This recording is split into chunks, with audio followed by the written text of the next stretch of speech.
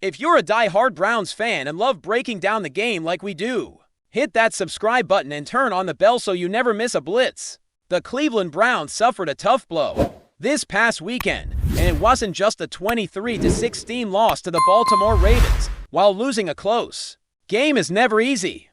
Seeing their starting quarterback, Dillon Gabriel, leave the field with a concussion sent a chill through the entire fan base. Up until that moment, Gabriel had been leading the Browns with poise, managing to carve out a 16-10 lead against the Ravens defense that has been notoriously difficult to crack, but in an instant, that momentum was lost. Shedeur Sanders, who stepped in for the remainder of the game, struggled to maintain the spark that Gabriel had brought, and the Browns ultimately fell, leaving fans and analysts alike wondering not just about the loss, but about what comes next at the quarterback position heading into Week 12. The big question looming over the Browns is clear: who will start against the Las Vegas Raiders?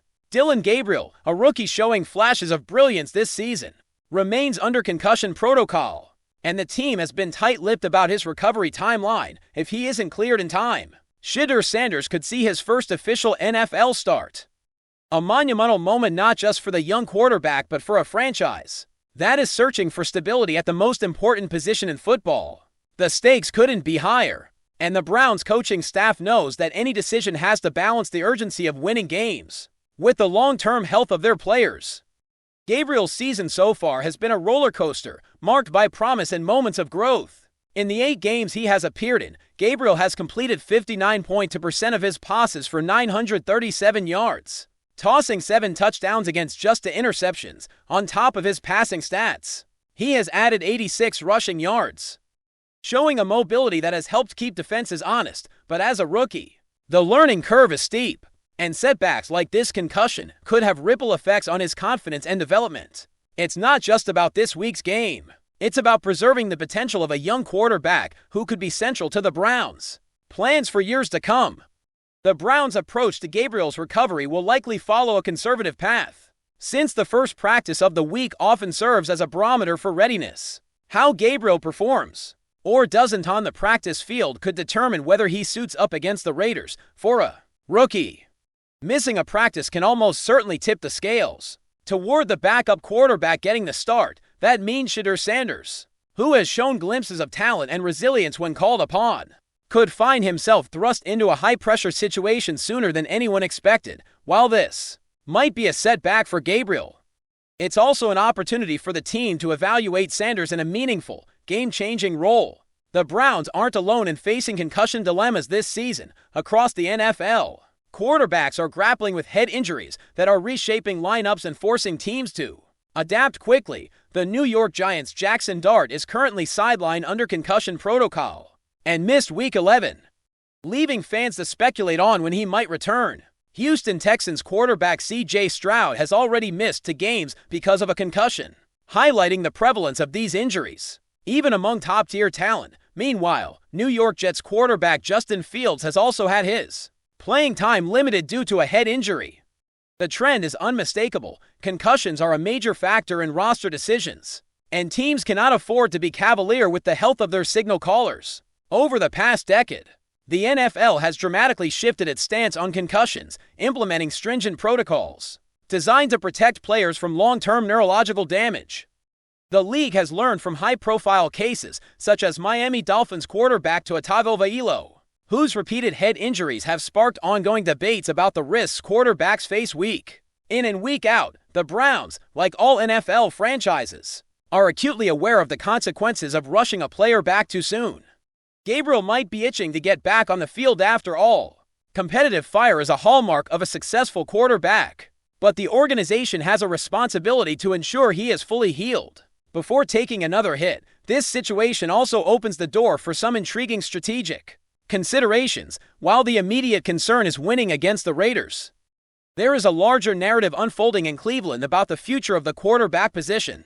Shedeur Sanders stepping in could provide valuable insight into whether he is ready to be more than just a backup. For Browns fans, this could be a turning point. Witnessing Sanders in a starting role could reveal his poise under pressure, decision-making ability, and capacity to lead a team at the NFL level. It's a delicate balance. Gabriel is the starter on paper, but Sanders' performance could influence how the franchise approaches next season and beyond. Cleveland's fans should brace for cautious optimism. The organization will likely err on the side of patience, prioritizing Gabriel's recovery over any short-term gains.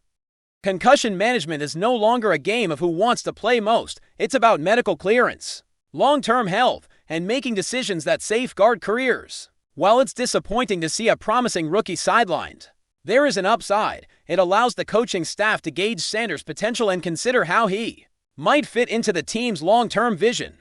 The next few weeks could be pivotal not just for the Browns' playoff hopes, but for the trajectory of their quarterback room. Ultimately, the Browns face a critical juncture.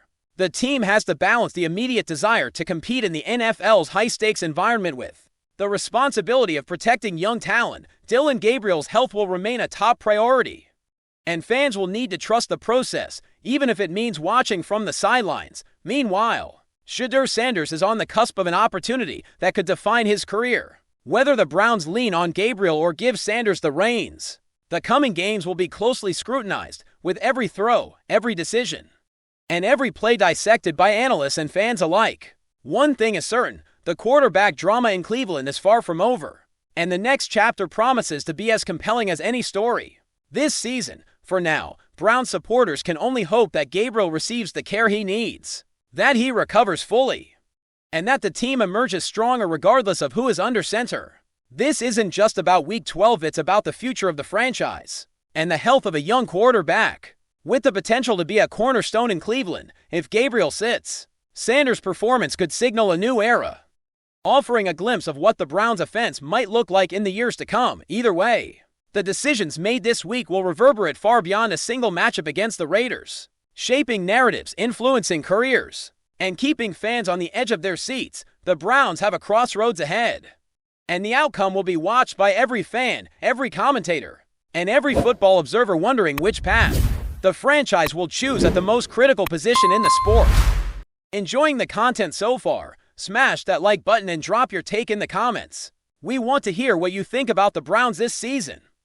Rumors have been swirling around the Cleveland Browns locker room this week, and what was once speculation now seems to have some teeth. Sources close to the team have started whispering about an incident that has reportedly shaken the very foundation of the Browns' dynamic. Kevin Stefanski, the head coach known for his calm demeanor and meticulous approach, allegedly lost his cool in a confrontation with one of his players during practice. The situation, as described by insiders, was anything but subtle.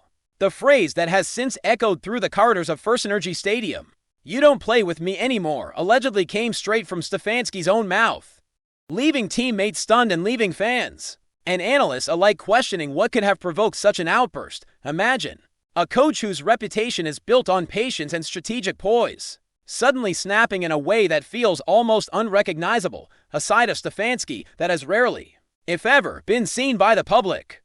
The incident is said to have occurred during one of the more intense practice sessions this past week, as the Browns prepare for a crucial stretch of the season that could define their playoff hopes. According to reports, a player whose identity has been carefully protected by insiders, but who some are quietly speculating might be one of the team's offensive standouts, allegedly made a decision on the field that Stefanski deemed unacceptable. Whether it was a missed assignment, a breakdown in communication, or simply a momentary lapse that any athlete might experience under pressure, the reaction was reportedly swift and electric.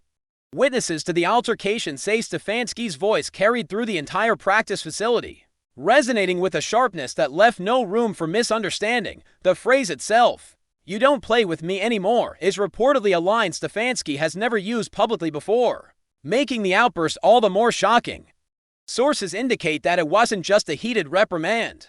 It was the kind of statement that can change locker room dynamics overnight, planting seeds of tension, speculation, and even fear among teammates. What makes this rumor even juicier is the context in which it allegedly unfolded. Stefanski, who has been praised for his strategic acumen and his ability to build relationships with players, is said to have been under immense pressure from the ownership and from fans to get results. The Browns have had their fair share of ups and downs in recent seasons, and expectations have only heightened with the arrival of new talent and the continued spotlight on their playoff potential. Some insiders suggest that this blow-up was a culmination of frustrations that had been quietly simmering for weeks, if not months. Imagine a coach balancing playbook innovations, team morale, and the ever-present media scrutiny, only to have a moment of impatience explode in a very public, very loud way. Those who claim to have been present during the incident describe Stefanski as uncharacteristically pointed, delivering his message not just to the player, but in a way that the entire squad could feel the weight of. It wasn't just a critique, it was a declaration. A boundary-setting moment that seemed to send the message that no one, no matter their stature on the team, was above accountability in his eyes, of course. The ripple effect of such a statement cannot be underestimated. Locker rooms are delicate ecosystems, and even a single explosive moment can alter relationships in ways that aren't immediately visible. Some teammates reportedly tried to mediate, offering support to the player who bore the brunt of Stefanski's wrath, while others seemed to side quietly with the coach. Acknowledging that high stakes can sometimes demand high tension, fans have been speculating endlessly on social media, debating everything from whether Stefanski overstepped to whether the player's actions truly warranted such a response. The rumor mill has been relentless, with speculation about potential trades, benchings, or even suspensions floating in some circles. While nothing has been officially confirmed by the Browns organization, insiders suggest that the atmosphere in the locker room has been palpably tense since the incident, with everyone aware that something significant has shifted. Even if the precise details remain shrouded in secrecy, adding fuel to the fire, analysts are pointing out that Stefanski's history with the Browns doesn't typically include these kinds of confrontations. Known for his cerebral approach to the game, for his patience in developing young talent, and for his reputation as a coach who rarely lets emotion override strategy, this alleged outburst seems almost like a side of him fans were never meant to see. That contrast has created a kind of paradox in the rumor's trajectory. Some see Stefanski's actions as a rare but necessary display of authority, a signal that he won't tolerate mistakes at a time when every game could define the team's future.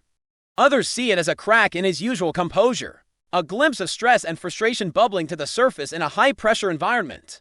The narrative being whispered among league insiders is that this incident could be a turning point not just for the individual player involved, but for the culture of the Browns as a whole.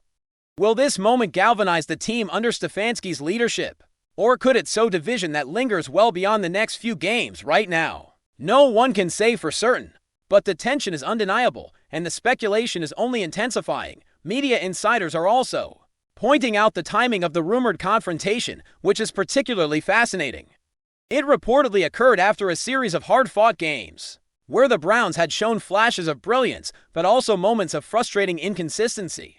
Coaches often face pressure in these windows to enforce discipline while maintaining trust, and Stefanski's alleged statement, so explosive and personal, suggests a rare collision between the calculated, strategic side of coaching and the raw, emotional human response to stress. Some insiders claim that the phrase "you don't play with me anymore" has already become something of a locker room legend, repeated in hushed tones by players during meetings and even in private workouts. If true, this could represent a subtle but powerful shift in team dynamics, forcing players to reassess their relationship with their coach and with each other, all under the constant gaze of fans, commentators, and the media machine that thrives on moments like this. Adding to the intrigue, there are murmurs that team management is aware of the incident but is choosing to handle it quietly, perhaps to avoid public backlash or to prevent further disruption to the team's performance. This approach has only stoked the rumor flames, as insiders suggest that the Browns are walking a delicate line between accountability, loyalty, and optics.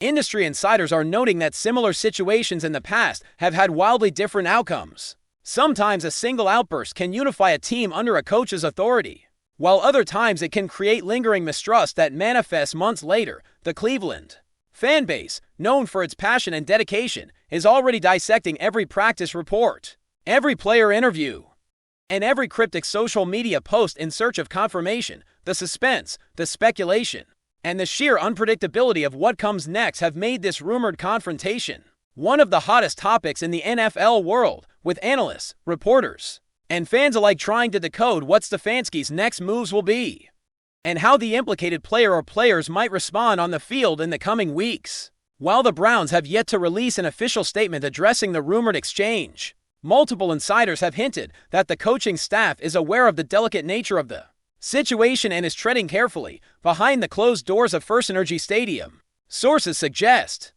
conversations have been tense but strategic, aimed at repairing trust and reasserting authority without further inflaming tensions. The media, meanwhile, is having a field day, weaving the narrative into broader discussions about coaching styles, player discipline, and the challenges of maintaining team cohesion in one of the NFL's most scrutinized environments. Social media users are divided, with some defending Stefanski as a coach who demands excellence, and others sympathizing with the player, questioning whether anyone should face such an absolute ultimatum in front of teammates.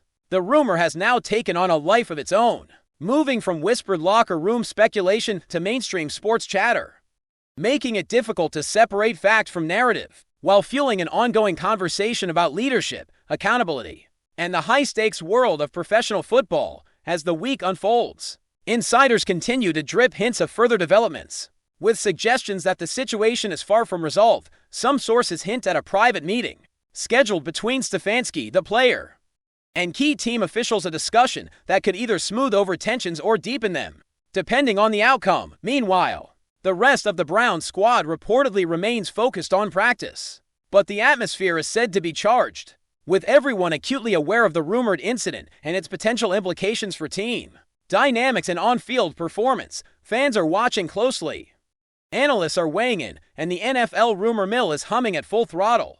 Whether this episode becomes a defining moment in Stefanski's tenure, a turning point for the implicated player, or just another dramatic footnote in the high-stakes saga of the Browns, one thing is clear: the phrase "you don't play with me anymore" has already left an indelible mark, sending ripples far beyond a single practice and ensuring that this story will be dissected, debated, and remembered for weeks to come. The Browns, the players, and the fans all stand at the edge of a narrative cliff, waiting to see whether this storm will pass quietly or reshape the contours of Cleveland football in ways that few could have anticipated.